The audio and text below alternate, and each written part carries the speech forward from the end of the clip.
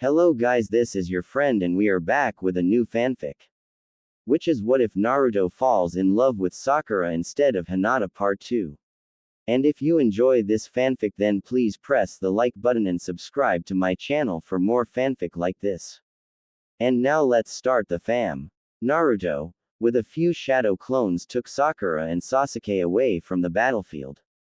He carried Sakura in his arms while two shadow clones made a chair for Sasuke with theirs. The Uchiha was alright now thanks to Ranzo absorbing the chakra, but now they had a new enemy in Indra. Sakura began to stir. Naruto, what happened? She asked as she tried to walk but didn't have the strength right now. Easy Sakura, I got you, Naruto told his girlfriend. Sakura felt a bit of embarrassment having to be carried. But at the same time Naruto's arms felt warm and secure. She was safe with him around. Naruto got his teammates to a safe place and stopped to rest. Naruto then told Sakura what happened while she was out with Indra returning. You think he'll be back? Sakura asked. Probably. He said he wanted to kill me and Sasuke, Naruto said. Sakura shuddered. They'd just defeated Akatsuki for good, but now a new powerful enemy had come back all the way from the dead after hundreds of years. When would they finally be able to live without some great threat looming over them? I just want to be able to settle down and live peacefully with Naruto. Her inner self said. Sasuke suddenly began to come around. He grunted and opened his eyes. What happened? He asked seeing his friends. We got trouble, Naruto said. After a few minutes of explaining things to him as well, Sasuke gritted his teeth. Indra. That must have been who was speaking to me in my dreams, Sasuke said. And from the sound of what Ranzo said they were planning to reveal the truth about the Uchiha clan massacre. The truth? Sakura asked. She remembered that Naruto had mentioned the truth about Itachi back when they'd all met in the Land of Iron as enemies. But whenever she had asked about it, Naruto just said that he couldn't tell. Naruto looked at Sasuke whose eyes widened. Sasuke sighed. If that's the case then it will make restoring the Uchiha harder. But I will do what I have to. And I guess you should know the truth Sakura, since it seems everyone else will soon enough. And he told her what Obito had told him, how the Uchiha had planned a coup in response to the prejudices of the village after the Nine Tails attack, and Itachi had been a spy for the village then committed the massacre to prevent another war. They then headed back to the village. When they got there, they had a rather cold welcome from the villagers. Get lost Uchiha, we don't need you anymore. You caused the whole war. Kill him, your whole family are traitors. The shouts rang from all around them as they passed. This was bad. Naruto could see the hate in their eyes as they glared at Sasuke. Some even threw food at him. Sasuke didn't retaliate as the projectiles hit him. Naruto remembered Itachi's worry, that the Uchiha pride would be damaged beyond repair. Maybe I should just leave, Sasuke said. Yeah, get out of here, a villager nearby said. No, Naruto stated. And he put himself in front of his best friend, taking a beverage can to the head. Naruto faced the villagers, determination in his eyes. Listen to me, all of you, he shouted. Seeing the hero of the village, and the entire shinobi world addressing them, people fell silent. Sasuke is my friend. No matter what any of you say or do, Naruto stated. Nothing will ever change that. How can you be so blind? An old female voice said. Kaharu and Homura made their way to the front of the villagers. His family attempted to launch a coup d'etat. She stated. They wanted to overthrow the third Hokage. And whose fault was that? Sakura asked stepping forward to be beside Naruto. All of you. You blamed the Nine Tails attack on the Uchiha, just because the Sharingan was known to have the ability to control it. It was an Uchiha though. Homura stated. It was Madara, or Obito, Tobi, whatever that masked man called himself. And you blamed the entire clan for that. Naruto stated. You can't hold someone else responsible for the crimes their fathers, mothers, or any other relatives commit. That's right. Kakashi suddenly appeared in front of his old team. You can't blame Sasuke for the coup his father and clan members attempted to perform. And his brother Itachi was willing to be branded a villain. He sacrificed everything for the sake of this village and protected us from the shadows. He prevented a fourth great ninja war from happening earlier. Yes, but Sasuke became a rogue ninja instead of the hero who would play the part of avenging the Uchiha clan, Koharu stated. He learned about Itachi's true reasons for doing the things he did. Yet he did not return to us after he did so. He attacked the Hidden Cloud and the Land of Iron. He killed Danzo. How can we trust him? Homura asked. I don't know if we can. Someone stepped forward. It was Shikamaru. Naruto shivered as he saw one of his friends stand with the elders. I think the safest option would be to have Naruto use his Rasen Shuriken to completely destroy his ability to mold chakra forever, Shikamaru said. What? Naruto exclaimed. There's no guarantee he'll even survive that. I'm not doing that. Well, I don't trust him. He should have remained in prison for the rest of his life if you ask me, Shikamaru said. I mean, think of all that he's done. You're not the only one who's had friends become rogue ninja Naruto. I know that, Naruto stated. He thought back to many of the rogue ninja he'd met. Mizuki, Zabuza, Haku, Orochimaru, Kabuto, Obito, and others. But I just can't bring myself to see Sasuke as an enemy. And I never will. Hinata came forward now. All of you, ask yourselves, do you trust Naruto? Because I do. And if he thinks that Sasuke has changed, I believe him. Sasuke grew up just like Naruto. Without any family. But whose fault is that? His parents. A villager shouted. They brought this on themselves when they tried to overthrow the Hokage. No, Hinata declared. All of you did. Her words hung in the air as she pointed at the villagers in a line. I remember when Naruto was young. You would all look at him with disgust, like he was some kind of monster. He was just a little boy. Hinata reminded them. You hated him because he carried the nine-tailed fox, you treated him as though he was the fox. But now Naruto himself is friends with the fox. It was the one that killed his parents. Naruto winced slightly. Well, I wouldn't say I completely forgave Kurama, Naruto said. But he is my partner. But Hinata is right. You treated me pretty bad when I was young. There was a time when I hated you all for that. The truth is that, Sasuke and I could have been standing in each other's shoes. I might have become the rogue ninja instead of him. Some people looked at him in horror. Some of our enemies are driven by greed, Naruto continued. But others are just victims. Like Obito. He was manipulated by Madara, and even Madara turned out to just be a pawn to Kaguya. Sasuke is a victim of his clan's loss and persecution at your hands. Everyone in the village was silent.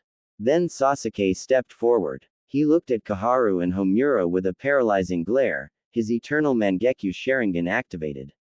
He could have killed them both with Amaterasu then and there or sliced them with the sword he had a hand on. The two elders saw his eye and feared for their lives.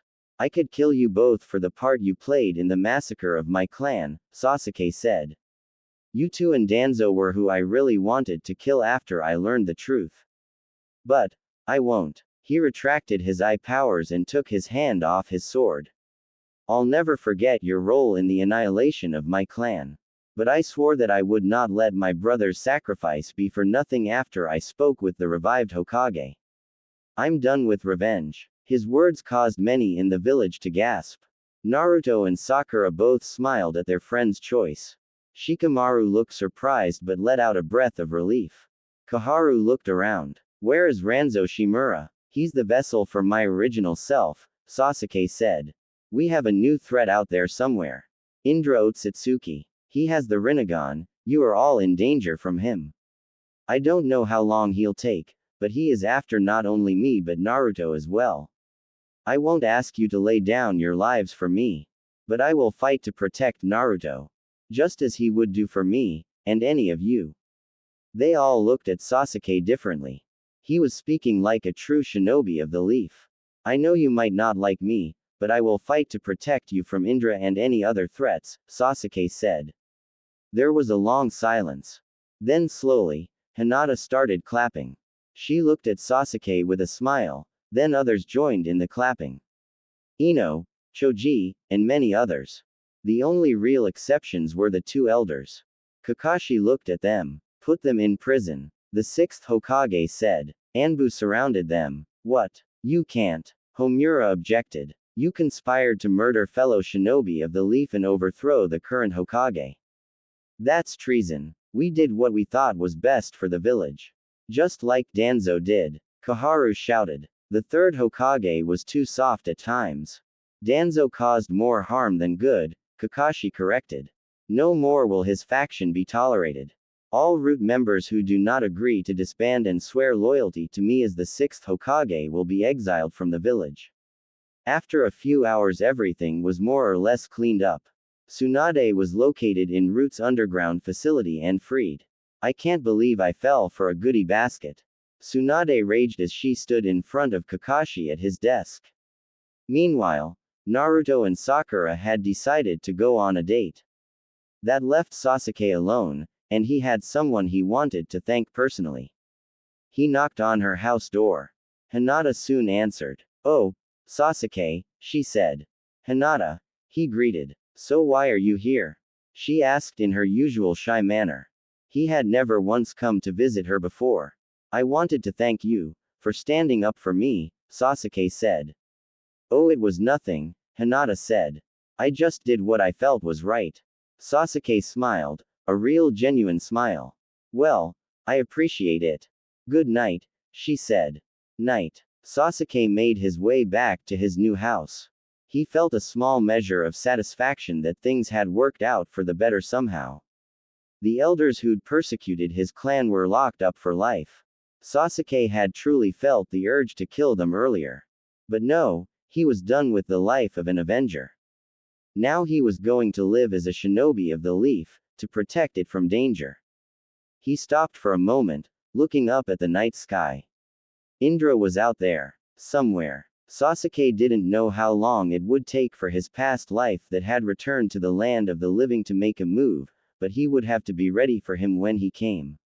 However long it took. Indra walked in his new body.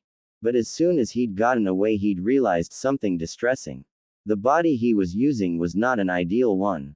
The man whose body he'd taken over, Ranzo, was not a descendant of either him or his brother Asura. He did not have the chakra to work with the abilities Indra needed. At least not without help. He had used a special pill to allow his chakra to regenerate rapidly, but Indra hated the idea of having to use that method when he should have the power naturally. He needed some way to reacquire the strength that was his by right. He needed a stronger body. This one had at least gotten him back to the world of the living, and he did have some of the 10 tails chakra. But it would never be equal to the real thing. He needed more if he was to crush Asura's legacy as well as the traitor to his own. Indra did have one major benefit that came with this body though. Ranzo's knowledge. Being the son of a high-level ninja, Ranzo knew much. Indra remembered all of Ranzo's experience and the things he'd heard, as well as parts from his current reincarnation, Sasuke Uchiha, and more in the past, Madara. Indra knew of a jutsu that could allow him to get his power back. The immortality jutsu that Orochimaru had used to take over bodies. But who to take? He wondered. Sasuke was out of the question. He'd been able to simply turn the thing back on Orochimaru so he could do the same to Indra. Naruto. No. He was the one Indra wanted dead. He didn't want to be living in a body of his brother's reincarnation. Then it occurred to him. That's it. I'll wait until another comes. He said. When Sasuke Uchiha has a child. Then I will become more powerful than ever. Naruto and Sakura were on a date. A picnic by the waterfall where Naruto had trained to perfect the Rasenshuriken. Naruto ate the sandwich that Sakura had made. It was a spaghetti sandwich, one of the most popular ones. She'd made it for him since she knew he liked ramen. She handed it to him with a smile, along with his favorites, fresh vegetables. Naruto took a bite and moaned in delight. I take it you like it? Sakura said. Yeah, Naruto said, taking another bite and saying. Much better than your food pills. Hey, no talking with your mouth full. Sakura scolded him. And I've learned to make better tasting food pills. I helped make the war pills, you know. Naruto swallowed his second bite. Hee hee. Sorry, Sakura. He then took a third bite. Sakura looked down at the vegetables. Don't forget those. Ah. Naruto let out a sigh of dismay. I don't want the last thing I eat for lunch to be a vegetable. Well, maybe eat them first, then you can have the sandwich as your final thing to finish off, Sakura suggested as she drew out the dumplings she'd made for herself. Her favorite ones, syrup-covered Anko dumplings. She took a bite of one and moaned like Naruto. Naruto smiled at her suggestion. He took the vegetables, and though they weren't the best tasting to him, he'd learned to live with them. He and Sakura enjoyed their picnic and cuddled into each other's embrace. Naruto then took his last couple bites of the noodle sandwich. Ah, that hit the spot. Almost as good as Ichiraku. Glad you think so, Sakura said as she swallowed her last dumpling. But I think have a little room left for something else. You. And she kissed him on the lips. He quickly reciprocated and picked her up, putting her on his lap. Their tongues battled for dominance inside their mouths. Sakura pinned Naruto's down and swirled hers around in his mouth. He tasted like noodles and bread, as she should have expected. If he'd tasted her, he might have gotten her dumpling taste. She let him go and let him get a taste. They then broke the case and gazed lovingly into each other's eyes, green into blue. You might be the better fighter between us, but it looks I have the dominant tongue, Sakura teased. You're always the one beating me. I just can't bring myself to hurt the girl of my dreams, Naruto said. Good, Sakura said as she sat up. I'm just glad we're safe and happy for the moment. I don't want this peace to ever end. Naruto nodded. I wonder how Sasuke's romance life is going. Sakura smirked. Well, I don't know, but I think he might have feelings for Hinata. Hinata, Naruto repeated. Just a theory anyway. She told me he came and thanked her for standing up for him a couple nights ago. Naruto tried to picture Sasuke and Hinata together. I'm not sure, he said. Yeah, she was the only girl in the academy to like you instead of Sasuke. Sakura said. Can't believe I never noticed it. I mean, now that I think about it, it was so obvious with all that blushing, Naruto said as he got up. Just cause you're totally clueless as usual. Sakura teased. But I'm glad she never had the courage to say anything, cause now I get you all to myself. She kissed him with more passion now, and he responded by lifting her off her feet. They were so happy and in love. Sasuke emerged from his house and took a walk around the Leaf Village.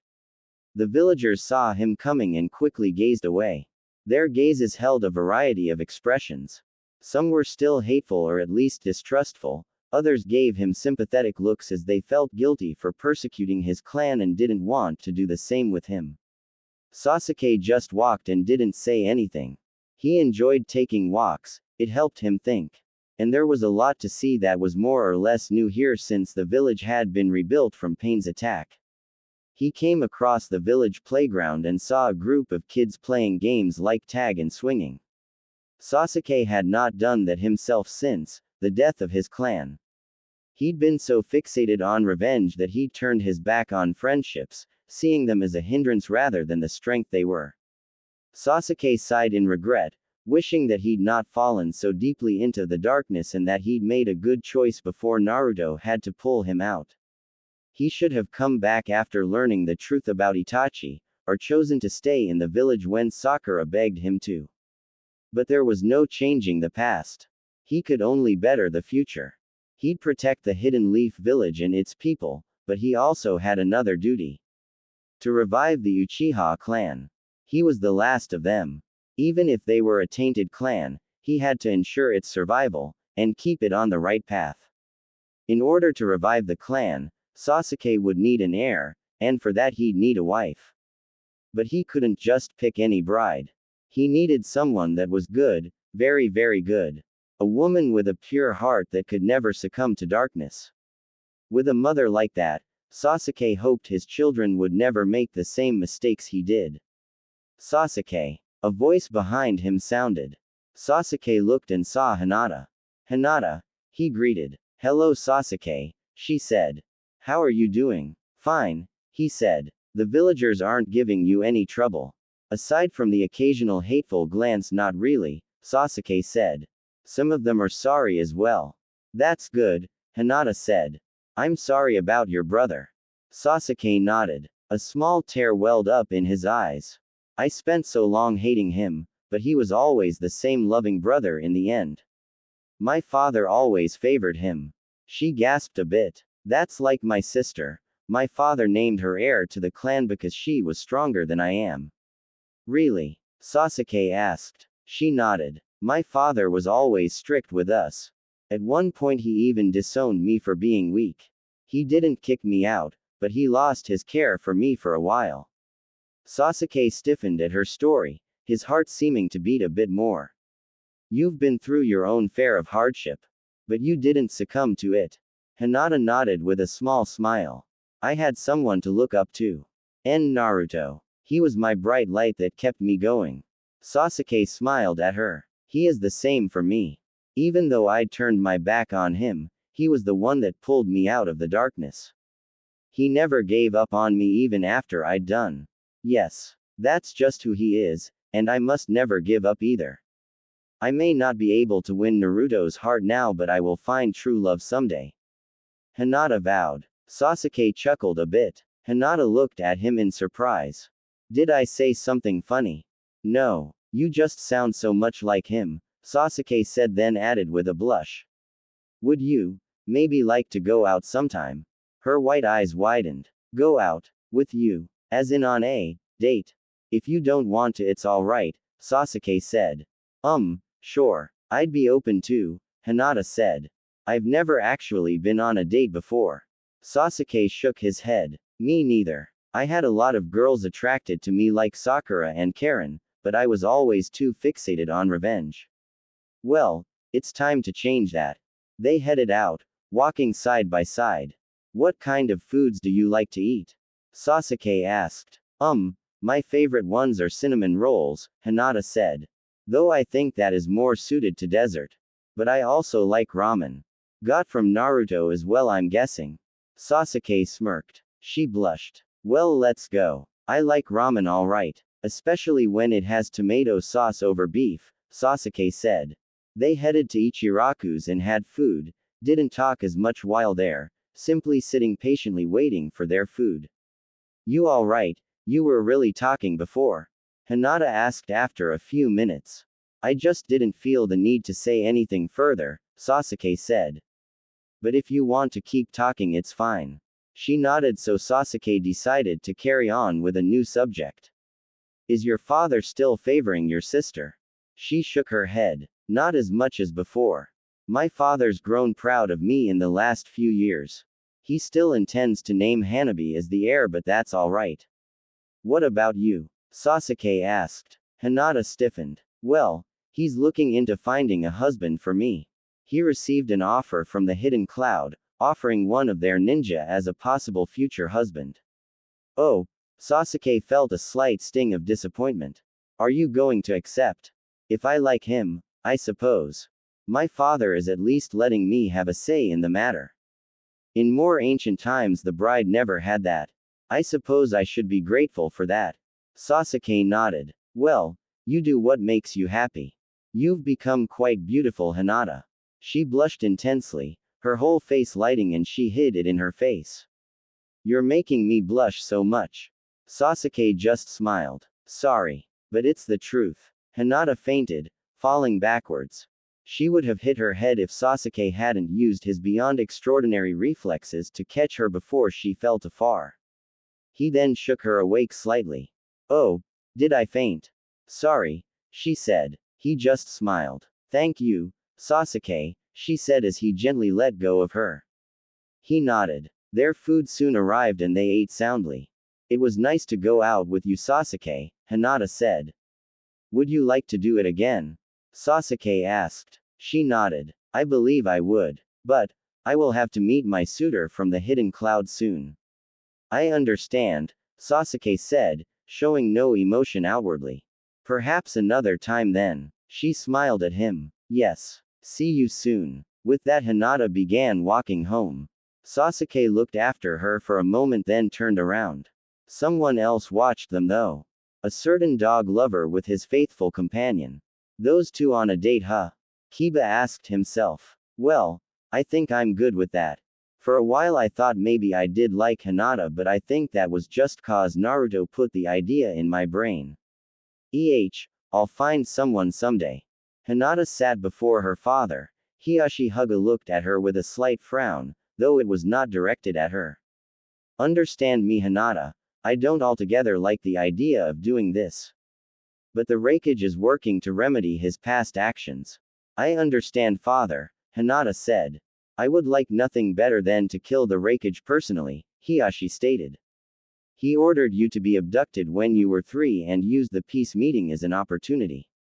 When I killed the ambassador that tried to take you, the Raikage demanded my life, but my brother went in my stead. The Raikage and his village have caused us great pain specifically. But we must avoid war if possible. This will not bring my brother, or his son Neji back.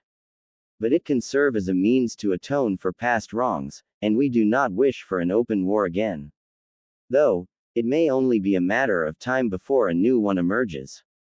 Hinata shuddered as she knew what he meant. Indra was still out there somewhere, plotting something in Ranzo's body. If so, we must prepare and keep our relationships with the other nations as healthy as possible, Hiyashi concluded. Now the Raikage has given his word that you will be allowed to remain here in the leaf and that he will not attack if you do not find the suitor he has selected acceptable. But we must be wary. Even if the Raikage is not plotting against us, others might. Of course, father, she said. Good. You are dismissed. Hinata retired to her quarters. She looked at her dresser where she kept a collection of important photos. One of her family, back when it was full.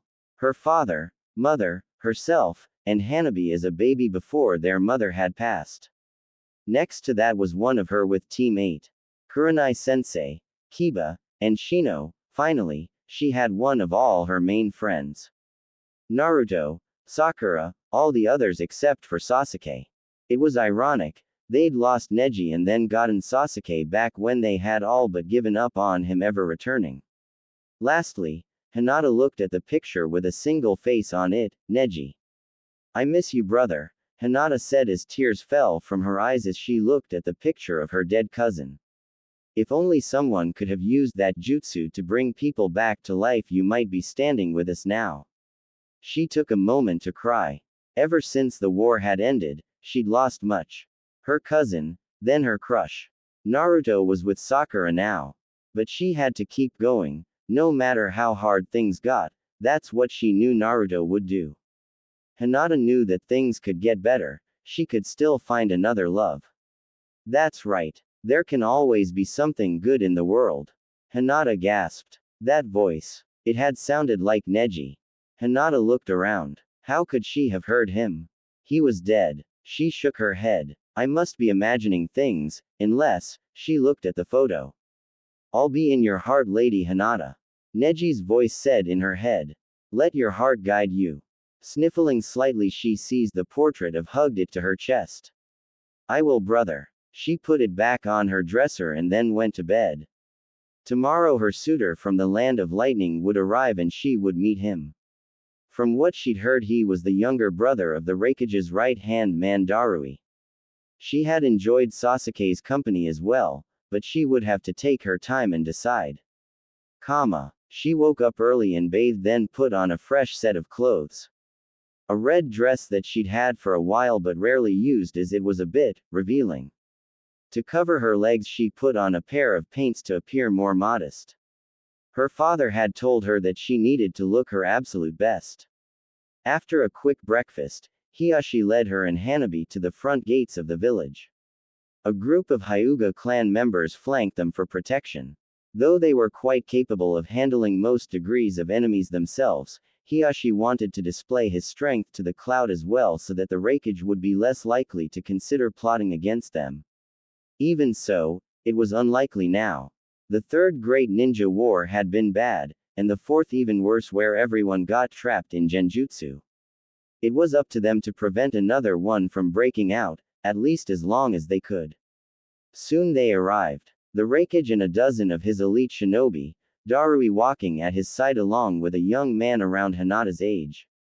Like his brother, he had white hair, but it was longer and combed to reveal both of his eyes. On his forehead he wore the hidden cloud headband, and like the majority of those shinobi he carried a red and white katana on his shoulder. The Raikage came up to them and stopped. Lord Hiashi, A said. Lord A, Hiashi greeted in turn. A turn to Hinata, his expression not changing, though he closed his eyes and bowed slightly. I apologize to you and your family. I know I cannot undo the wrongs of the past, but I can work to make the future a better place for both our villages. Yes, sir, Hinata said. A gestured for the man next to Darui to come forward. He gazed at Hinata with a heavy blush as he saw her. Well, go meet her, Marui, Daru told his little brother. Marui stepped forward. Hello, I'm Marui. Hello, Hinata stuttered. I'm Hinata. Apologies for my brother's shyness, Darui said, ever an apologetic person. Coincidentally, my daughter is a shy person as well, Hiashi said. Well, see if two shy people can bond, A said. Leaving the two alone, the Raikage and his forces took up residence at an inn in the Leaf. Hiashi and his clan members returned to their mansion. Hinata and Marui walked around the village silently, not saying anything for the longest time, both fidgeted as well, Hinata tugged at her dress and Marui scratching his cheek. They caught a glimpse of each other doing that and giggled softly. Well, I guess I would like to know about you, Hinata. About me? Well, where to start? What was your life like? You had a Kekai Genkai too, right? Oh yes. Well, my life wasn't always easy. She told him her life story, how she'd been the eldest born in the main branch. He already knew the part his village had tried to abduct her and steal her eyes, of course. How her cousin used to bully her, her father losing faith in her as heiress due to her shy and gentle nature. It's not easy, Marui agreed. Being the second born in my family, I felt the need to prove myself, but I didn't manifest my element chakras for a while and couldn't use the storm style. I only just started being able to use it recently, but it takes a lot out of me. Sounds a bit like me when I was young, a voice said. They both jumped and looked over their shoulder to see someone they both knew in different ways. For Hinata it was personal, and for Marui it was reputation. Sasuke Uchiha, Marui shivered as he saw the formerly rogue shinobi. You must be Hinata's suitor from the hidden cloud, Sasuke said. Why yes, Marui said. I was a second-born child in my family as well, Sasuke said. Work hard and I'm sure you'll get it eventually. Like a certain friend of mine did. Hinata knew he was talking about and smiled. Thanks, Marui said. Sasuke nodded and looked at Hinata before walking off. My brother fought him and his team in the Land of Iron, Marui said to Hinata. I heard. Well, I heard that he attacked the Cage Summit. Marui sighed. I can't understand how you guys forgave him after all he'd done. And is it true, that rumor about his clan staging a coup? She nodded. They were wrongly persecuted without actual evidence. Just like Naruto when he was young. Hey, I guess it's hard to remain loyal to a village that treats you like scum, Marui said. She nodded. So what do you like to do in your free time? Well, I like to run, Marui said. Builds up my stamina as a shinobi and it lets me move quicker. I like to paint as well. Hinata giggled, earning a blush from him. Did I say something funny? No, I just know someone else that likes to paint. He uses art ninjutsu. Wow. Well, mine's not quite the combat type of painting, Marui said. Well, paints are always lovely to look at, Hinata said. I enjoy pressing flowers, that's a form of art as well. That's nice, Marui said. They walked around the village with Hinata showing him places of interest like the Hokage house and cemetery. Hinata was unsure whether she found him agreeable right now. He seemed nice enough for the moment, maybe a little quick to judge, an unfortunate flaw rather prevalent in people. She would just have to wait and see. A month went by as Hinata spent time with her new suitor from the hidden cloud. She felt they could be happy together if they did indeed become official and tie the knot. But every so often when she was out and about, she saw Sasuke being eyed with hateful glances here and there by the villagers. It reminded her of Naruto's life when he was a child, maybe not as bad since she had helped to make them feel guilty by telling off for their treatment of the Uchiha as well as Naruto. She'd gone on dates with Marui and they'd begun talking more comfortably after overcoming their shyness. But she had to make a choice now. Both Sasuke and Marui had similar backgrounds to her own. They'd been born into a clan with a Kekkei Genkai and had to live up to the standards of the family. Marui had needed to work hard to build up his skills, just like Sasuke and her. But Marui had never been hated by the village he came from, and that was something she took into great consideration. Hinata sighed as she made up her mind. She'd choose Sasuke. He needed someone to be there for him and make him happy. He wanted to redeem the Uchiha clan from its dark past that Naruto had finally pulled him out. He and Sakura were there for their friend, always. But there was no such thing as too many friends to watch your back, no matter how skilled you. She had also truly enjoyed their date together. Hinata walked out to where she'd agreed to meet Marui. "Good morning, Hinata," the boy from the hidden cloud said. "You wanted to speak to me?" "Yes," she said. "It's about my decision." Marui took a breath. He'd known this day was coming. He looked hopeful at her, but when she spoke, her words filled him with disappointment. "I'm sorry, Marui. You seem like a nice man, but I've decided I like Sasuke," Hinata said. "He needs someone close to him. Especially now with more than a few people against him." Marui looked down. I understand. I wish you luck." He walked off with a neutral expression that hid his sadness. "Don't give up," she called after him. "I know it's hard being rejected. But there can always be another love." He looked back and gave her a small smile. Hinata was glad he at least accepted her choice and wasn't being a sore loser. She watched him leave, then began to walk to Sasuke's house. She knocked on the door and he soon opened it. "Hinata," he greeted. "Sasuke."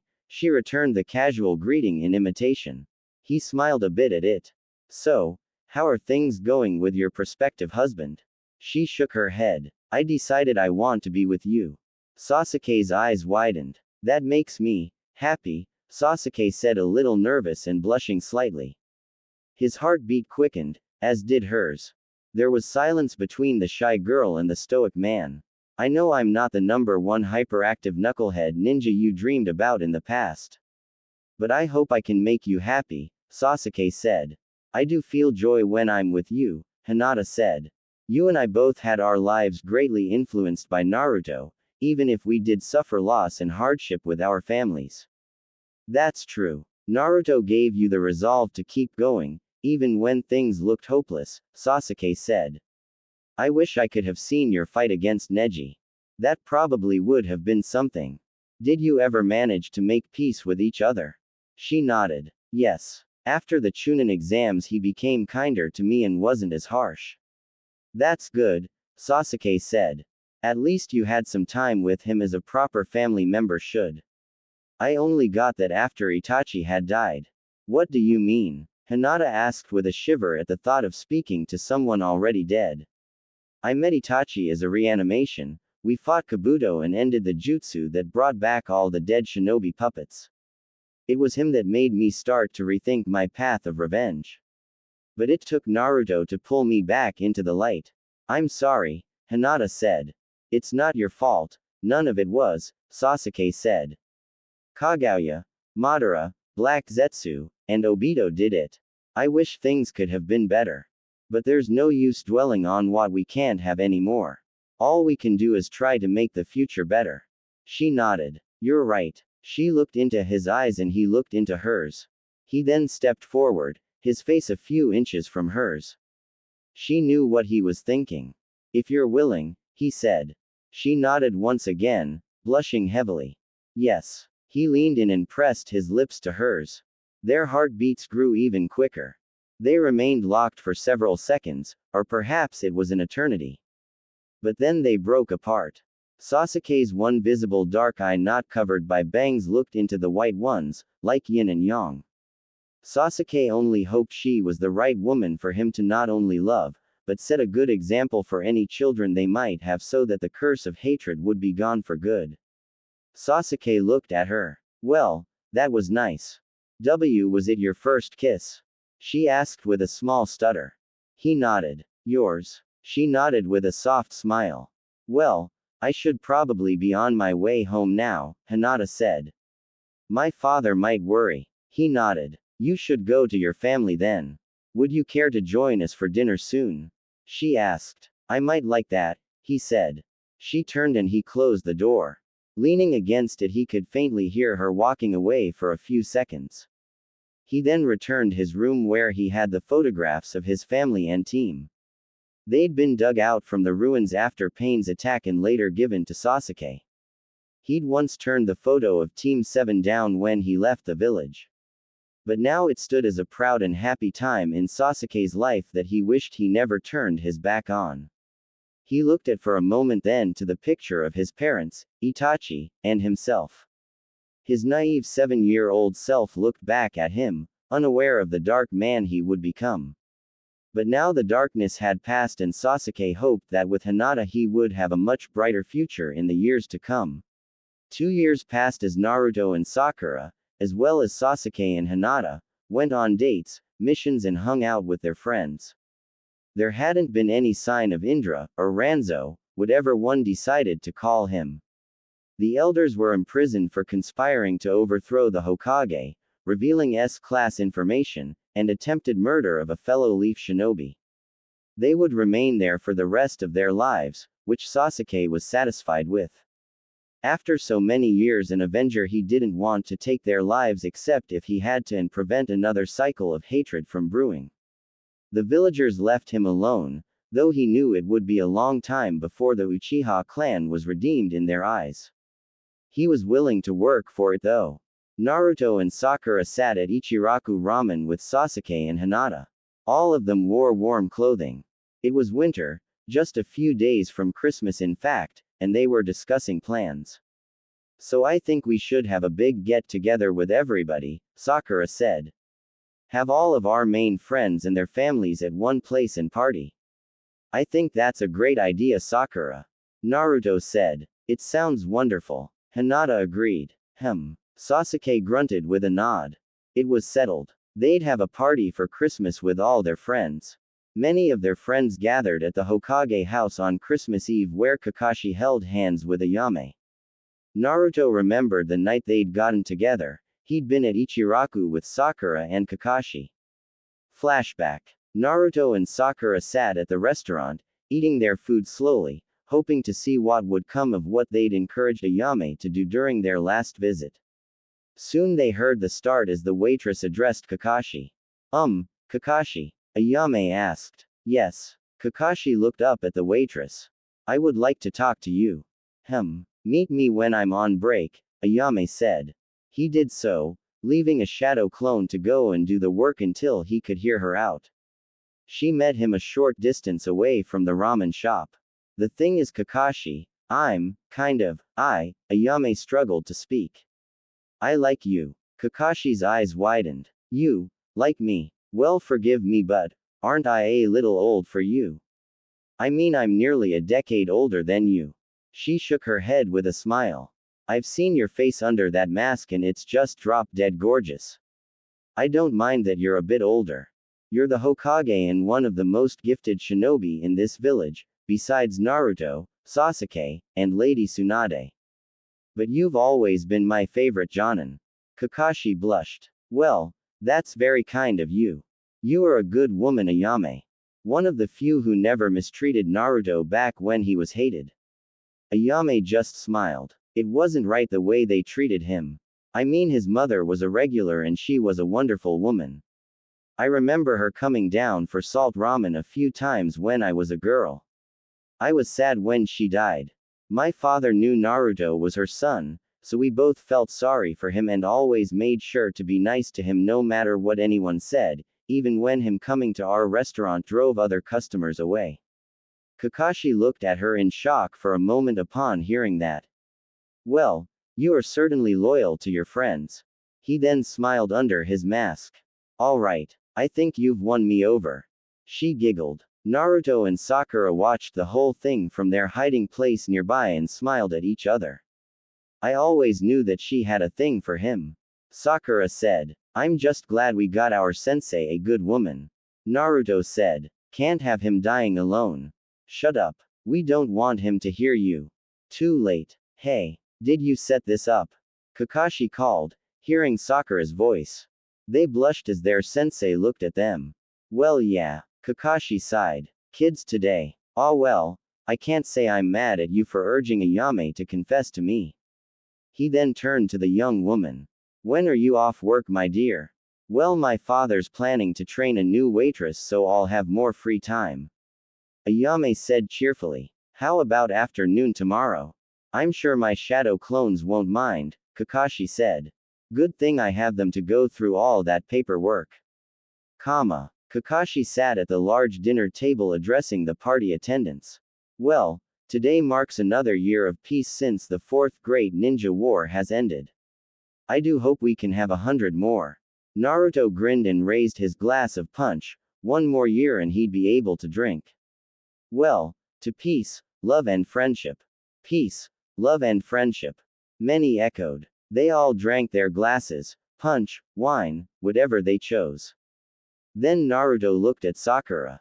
There's one more thing, he said aloud for everyone to hear. Something I need to ask you, Sakura. Yes, Naruto, Sakura asked. Naruto got up from his seat and reached into his pocket and pulled out a box, then got down on one knee. Sakura's hands went over her mouth as she knew what he was doing. Sakura Haruno, will you make me the happiest ninja in the Leaf Village and marry me? Naruto asked. Sakura stood there silently for a moment, her cheeks flustered. She felt all her parents, friends, and their families watching her. But she kept her green eyes locked on Naruto's blue ones. She'd never noticed how lovely those eyes were until now. Those eyes that guarded and loved her unconditionally, that she could wake up to every morning. Yes, Sakura said as she held out her finger for Naruto. He put the ring on and rose to his feet. She threw her arms around him and kissed him full on the lips. Everyone smiled at them. Ino put her hands on her heart. Hinata grasped Sasuke's hand and smiled. He managed a small one as well. Everyone else smiled and clapped as well. That's my little girl. I was wondering when they were finally gonna get together, Mebuki Haruno said. I'm so proud, Kazashi said as he watched his daughter happily. She's become a greater ninja than I could ever dream of being. They enjoyed the rest of their party, passed out gifts, and then went home. A few months went by, until finally the day for Naruto and Sakura's wedding came. It was to be held at the training ground where Team 7 had had their bell test to officially become over 7 years ago. Tables had been brought up, with lots of food, especially ramen for Naruto, as well as barbecue, and other things. Naruto stood there in his suit, Sasuke as his best man.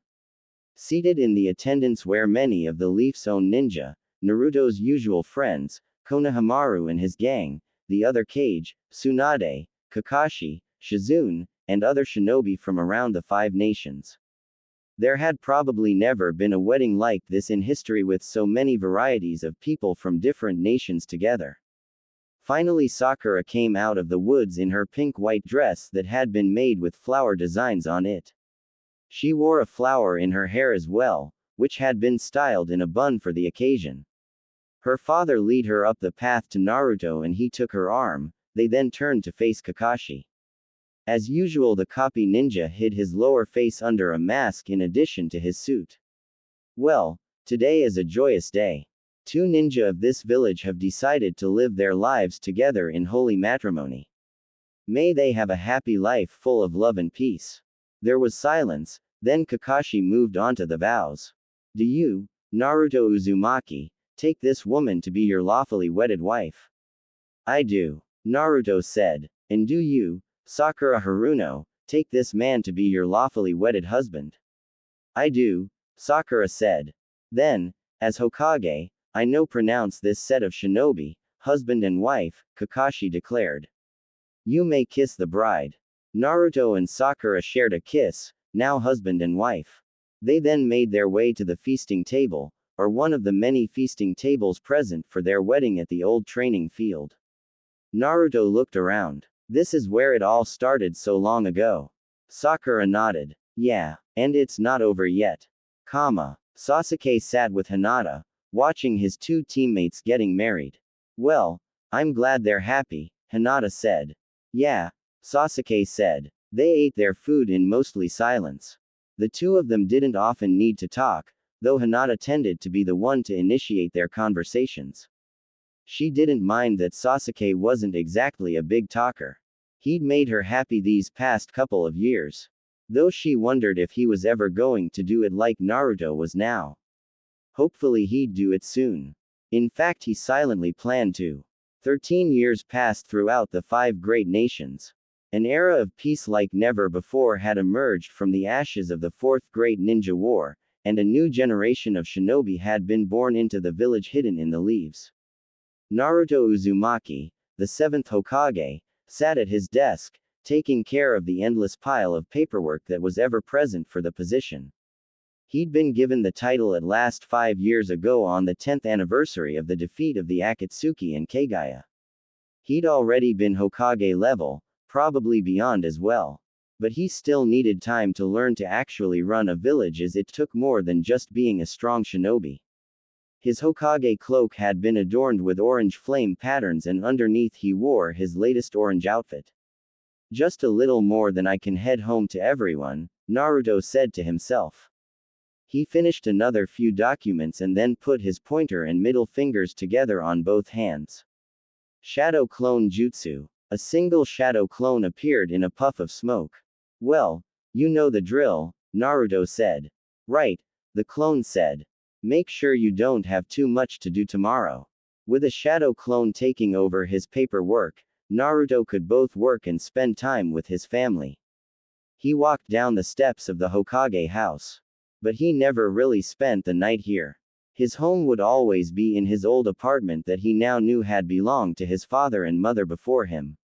He made his way down, the villagers smiling at him as he passed. He waved as he went and gave a big smile. Finally, everyone respected him. He came to his house and opened the door. I'm home, Naruto called out. Dad, Dad, Daddy. 3 different sets of voices rang through the once empty and lonely house that Naruto had lived in. His children ran over to him while his wife approached more calmly. First were the twins, his eldest daughter and son, Kasumi and Orenji, then his baby girl Hanako. Kasumi had her father's blonde hair in the style her mother had, and she wore a red hairband with the Uzumaki swirl in it. She also had his signature goofy grin and her mother's green eyes, a perfect blend of them. She wore a red and white dress. Her brother Orenji was the oddball when it came to hair in the family. He'd somehow gotten the red hair famous among other Uzumakis. Apparently, it had been a strong hereditary trait that passed through Naruto even though he had inherited his father's blonde hair. He did have Naruto's eyes though. Last was Hanako, who had taken after her mother the most, having Sakura's pink hair which she had in a pair of pigtails, and like her brother she shared their father's eyes. The kids all ran to their father and hugged him from all sides. The twins reached him first with Hanako close behind. Naruto put an arm around either of them, then let go just in time to catch his youngest and pick her up in his arms before looking at his wife. Sakura Uzumaki smiled at her husband. Welcome home, Naruto, she said before walking up and hugging him as well before kissing him on the lips. Just in time for dinner too. Naruto grinned. All right, let's eat. The family walked over to their dinner table.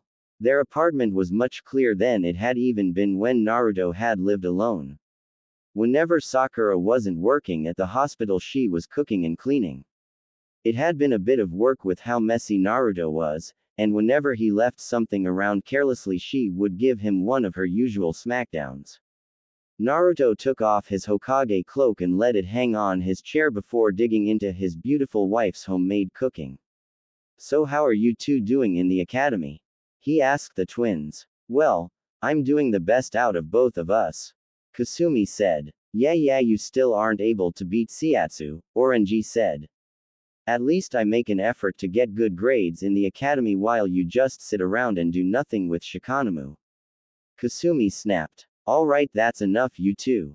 Sakura said with a calm smile. Good work, Kasumi. Also, if you don't improve your grades, Oranji, I won't make your favorite meal for a month. Ah, Mom. The red-haired boy complained. Not my ramen. Yes, ramen, Sakura said smiling. Naruto grinned. More for him. And that goes for you too, Naruto. Sakura said. What? But I didn't do anything. Naruto exclaimed. He gets his lack of studio useness from you. So you better encourage him to be smarter than you were. Sakura said. Alright, Oren, do what your mom says and pay attention in class, Naruto said. But studying is so boring.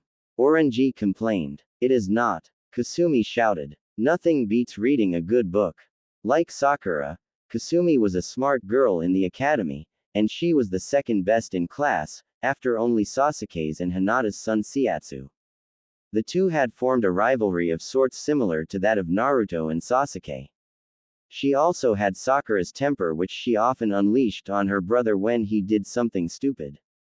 It was like Naruto and Sakura when they'd been young, but unlike Naruto, Oranji didn't have any special feelings for his sister that prevented him from defending himself. Kasumi's love for reading was upset as her brother criticized it and she threw her food, a rice ball, at him. Hey, Oranji shouted. Hey, come on, we're just trying to have a nice peaceful meal here. Hanako shouted with a sad expression. No fighting, please. Of all the kids, Hanako was the least inclined to fight. She'd seen her other siblings fighting, with a few black eyes and bloody noses.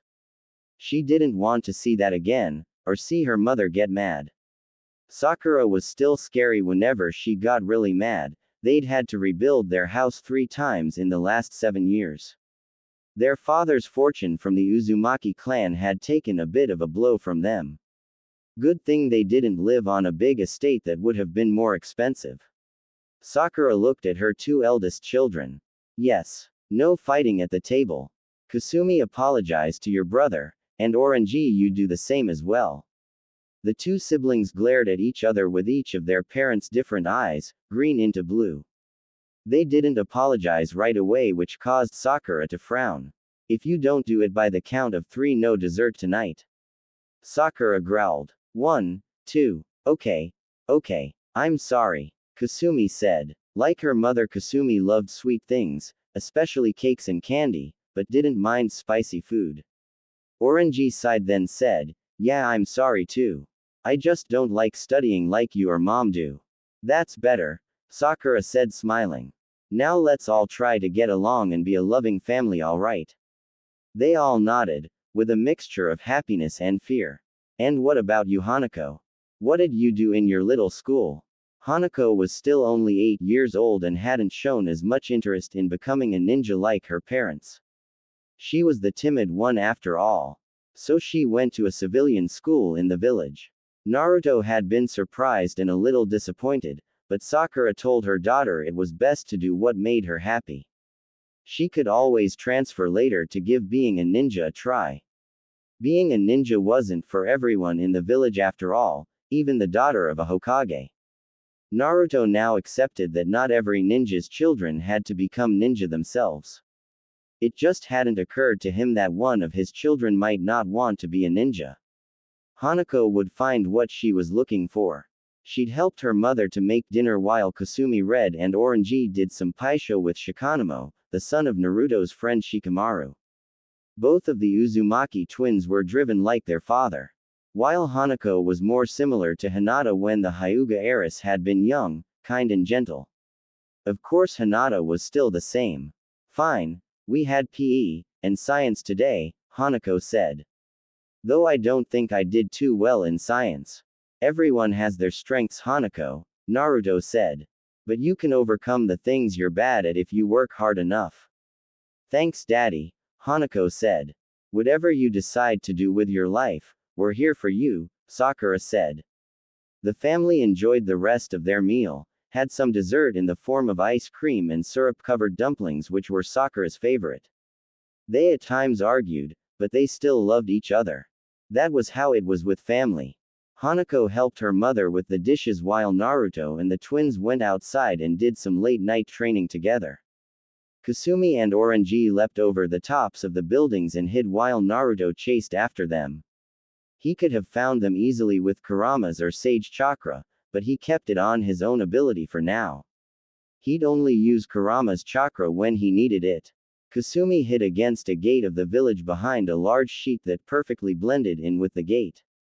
She heard someone scurry past her and glanced out, catching a glimpse of her father.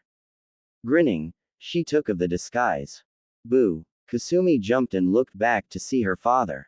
You fell for the shadow clone. Now I got ya, you naughty girl. Naruto said, capturing her in a hug. Kasumi giggled. Elsewhere, another shadow clone found Oranji in another part of the village. They returned home sweaty and a bit dirty. Bath time, Sakura ordered. They each went to their individual baths, though the girls and the parents had to take turns. Then, they turned in and went to bed. Naruto and Sakura in one bed, the girls in their shared room, and Oranji had one all to himself. Kasumi and Oranji went to the academy the next day, sitting next to Sitasu Uchiha. Sasuke's son greatly resembled him in his academy years. Though his hairstyle was more similar to his late uncle Itachi with long bangs on the front, and his eyes were Hyuga white. Kasumi smiled at him, he smiled back and blushed. Hi Kasumi, he said shyly with a blush. Hey Sitasu, you ready for today's test? Kasumi asked with a grin. You bet, Sitasu said, his shyness vanishing in the face of her confidence. He had to make sure to not let her outdo him. Oranji sighed. I hate tests. My mom is gonna take away my ramen for a month if I fail. Me too, they're such a drag, Shikanomo said. Shikamaru's son resembled him as much as Hanako resembled Sakura. Same pineapple hairstyle and a gray outfit. I just want to get it over with so we can eat lunch, Chojika, the daughter of Choji said. She was the chubby girl in class and like her father and everyone in their clan had a huge appetite. Well, I'm not gonna let myself be distracted. Someone has to keep those two on their toes. If they're not careful, I'll take the number 1 seat for myself, Anoden, the son of Sai and Ino said even as he doodled a picture in his notebook. Alright class, that's enough talking, Iruka-sensei said. Yes, I'll be passing out your tests now. You have the whole period to take it. After that you study. The papers were all handed out. Kasumi, Sitasu, and Anoden all began writing quickly. Shikanomo took his sweet time, glaring at the test in annoyance, all the others worked at a more moderate speed, and Oranji gritted his teeth at it and circled an answer of the multiple choice section, and looked at the fill in the blank ones with scared eyes. He thought of the ramen in the fridge, no, he couldn't lose it. The end came at last and they handed their test in. More lessons followed, and Oranji had to pay attention no matter how boring it was or risk more ramen loss in the future. The hours dragged by until finally the class was let loose to go home. See you tomorrow, Siatsu, Kasumi said, grinning at the Uchiha heir. The boy waved, his shyness returning. He then headed off. Dad, Mom, I'm home. Siatsu called as he entered the new Uchiha house. It wasn't exactly new, since Sasuke had moved in here upon finally permanently returning to the village after his reflection. Hey son, how was your test? Sasuke asked. I'm almost positive I got them all right. Siatsu said. Sasuke gave a small chuckle. That's my boy. Good work, Siatsu, Hinata Uchiha said. How about tomato soup tonight? Both the Uchiha men smiled, since tomatoes were their favorite food. Hinata wore a white shirt with the Uchiha crest on her back with the Hyuga symbol below it, her legs were covered by a long black skirt. They were happy together with their son who would one day pass on the Uchiha name. They ate dinner and then Sasuke and Hinata went out for a walk while Siatsu retired to his room. They headed up to the meeting place where they would meet the others. Naruto and Sakura were on top of the Hokage house holding hands. The Uchiha family joined the Uzumakis in looking out over their village. The sun was setting over the Hokage mountain, which now bore Naruto's face at the end. Everything seemed peaceful, but they knew out there somewhere was the remaining, struggling threat that had come back to haunt them. Where are you? Sasuke wondered. What are you planning? Only time would tell, and they could only pray they would be ready. The kids of the new generation continued their training in the academy. Iruka awoke and made his way to the classroom where his students would take their final test to become ninja. Morning everyone, Iruka said. Morning Iruka-sensei. The class, well most of them at least. Iruka saw Shikanomu not move his mouth. You not even going to say hello to your sensei? Iruka asked, putting on a sad face. Hi sensei, Shikanomu said. Iruka sighed. Naris. Well, it's time for the academy exam to get underway. If you pass today, you'll become licensed ninja able to go on missions, Iruka said. Yeah, Kasumi said, raising her fist. I'm gonna be the second female Hokage. Just cause you're the daughter of the Hokage doesn't mean you're gonna inherit the position, Shiatsu said. The strongest ninja becomes Hokage. I know that, Kasumi said. My dad always tells me that there's no shortcuts and it takes a lot of hard work to become one. That's right, Iruka said. You should all learn from the Hokage. He was once the dead last of my first generation of students. Wait, really? One of the students asked. How could he be though? Because he never gave up no matter how many laughed at him, Iruka said. He persisted and one day the potential that lay dormant in him finally came to fruition. You can all be the same. But none of us are dead lasts. Another soon-to-be genin said. The only one that comes close is Orenji. Like father like son it seems. Orenji blushed. Well, at least mom gets on me to do my work. This was one of the few times he was grateful for that. At least he couldn't be as bad as dad, could he? Alright, we'll be taking the final test now. The jutsu test, Iruka said. Everyone came up one by one. Transform into me, Iruka said. Then transform into Lord Hokage. They did so, starting by turning into the headmaster, then the instructor, and finally into Naruto with his Hokage garb. Occasionally he came in and gave the students pep talks or spent time with them like the third had back in their youth. Kasumi passed easily, turning into Iruka, and Naruto, though her version of him was without the Hokage cloak, as that was the one she was most used to. You're missing the cloak, but you are his daughter, so I guess I can let that slide, Iruka said. As did Shiatsu and most of the others.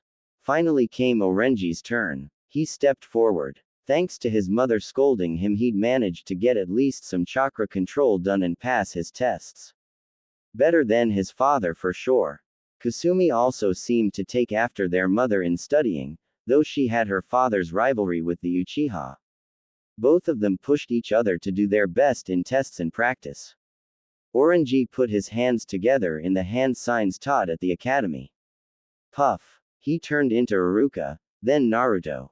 But there was a mistake in his transformation to his father. He transformed into him based on how he'd looked this morning. When he'd come out of the shower. Everyone dropped at the sight of the Lord Hokage in the room. Like father like son indeed.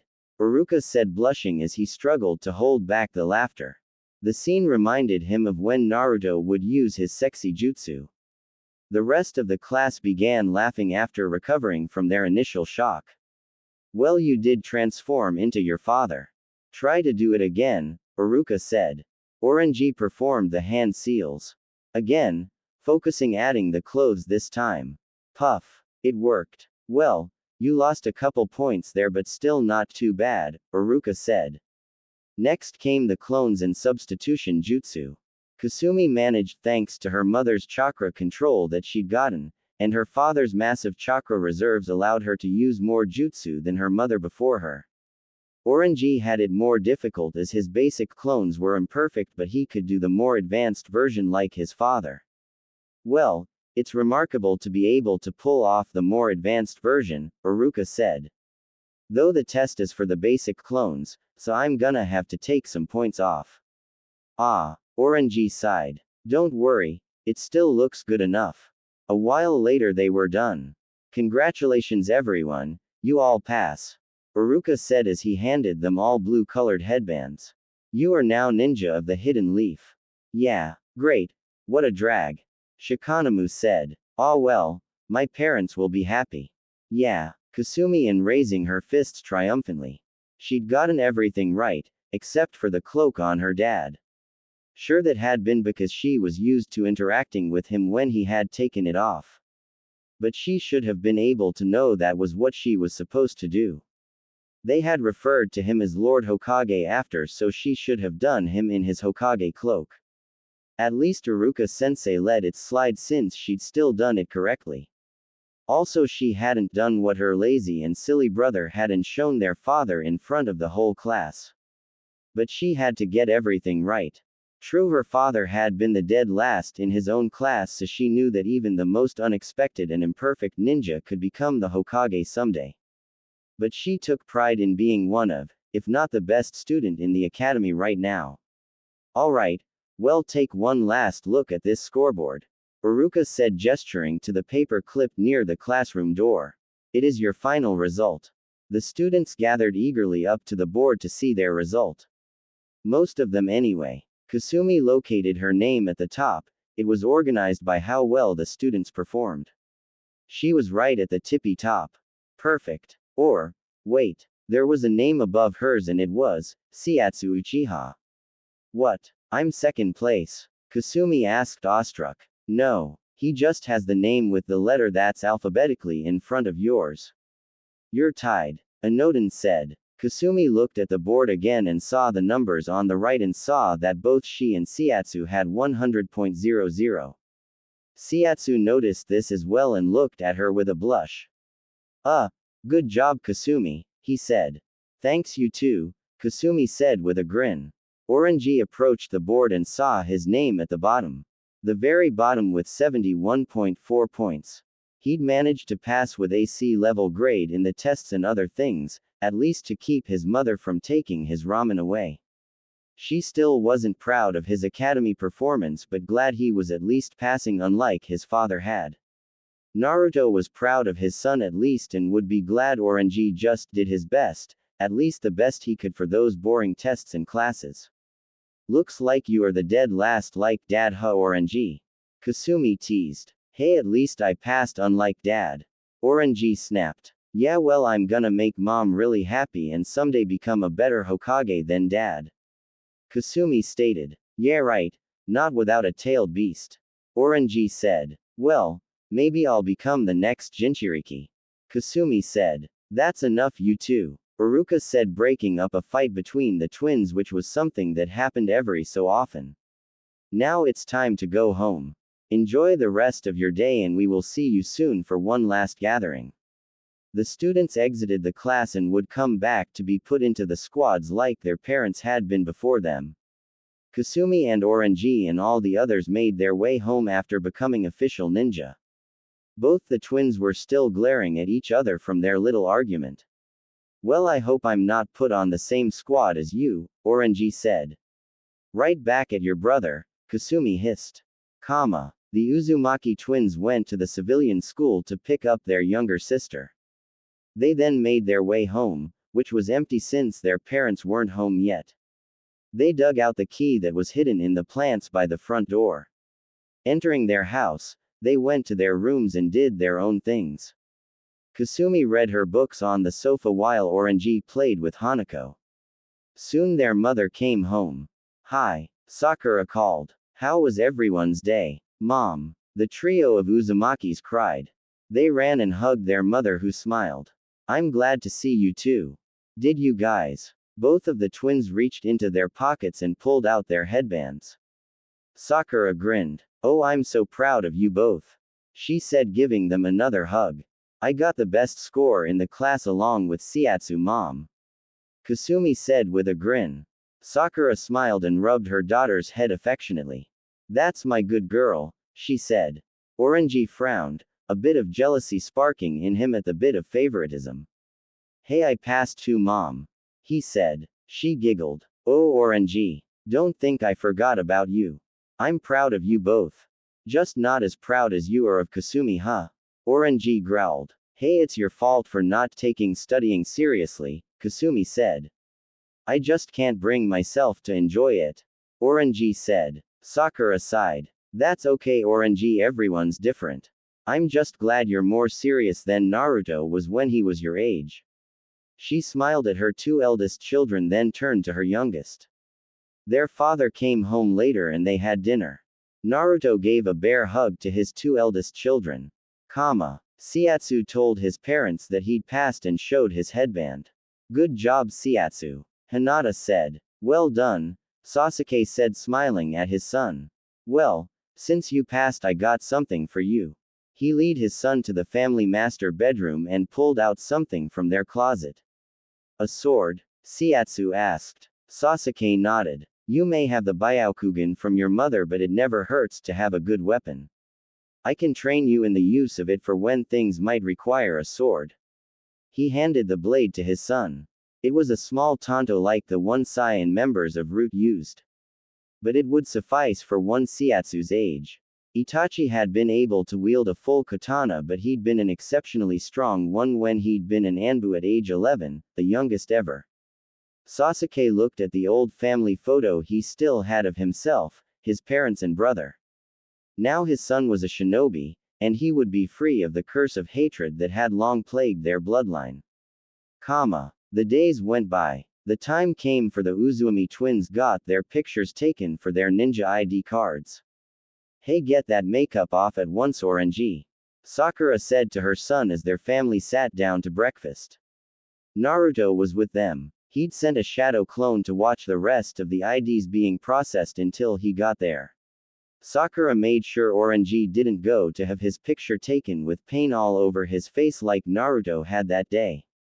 Kasumi brushed her hair and put her headband in a hairband form like her mother before her. Though looking at herself in the mirror that morning, she found her usual red and white short dress clashed with the blue cloth of the headband. Usually she wore her red hairband with it. Kasumi looked at the headband and went through her wardrobe. She had to wear this one for at least the first year of her career as a genin. Going through her other clothes, she found a blue jacket. Putting it on, she looked again and felt it went together better with the headband. That would look good. She smiled at her reflection and walked out. They went to the Hokage house as a family. A few other classmates passed them by, but none of the ones they were close with. They arrived at the photo area on the balcony that had a clear view of the Hokage monument that now had Naruto's face on it. Kasumi grinned up at her father's face. One day, they would add hers to it as well. She would be the 8th, or 9th Hokage. A camera stood a ways away. Kasumi went first and smiled. Click. Next came Orange, who frowned. He wanted to have his picture look tough. Click. They received their ninja ID cards and left. A couple days later they were back in the academy. Welcome back to the academy, for the last time, Iruka said. You will be assigned into teams of 3. Only 9 of you will graduate though. You will meet your senseis and go through a test. If you pass, you become genin. If not, you will have to wait until next for another go around. Kasumi and Shiatsu looked at each other. They secretly wished they were on each other's team. Orange meanwhile looked at Shikanomu. He hoped to be on a squad with his best friend rather than his sister and her rival crush. Squad 17. Orange Uzumaki, Kasumi Uzumaki, and Shiatsu Uchiha. Orange cringed. Kasumi glanced at her brother in disappointment for a moment but smiled as she got picked to be on the same as Shiatsu. Yeah, she said. The next generation of Inoshika Cho, Anoden, Shikanomu, and Chojika were all put into a squad as well like their parents and grandfathers. While the two Uswamki siblings weren't entirely thrilled about sharing the squad, they knew one thing. They were ninja, like their father and mother before them.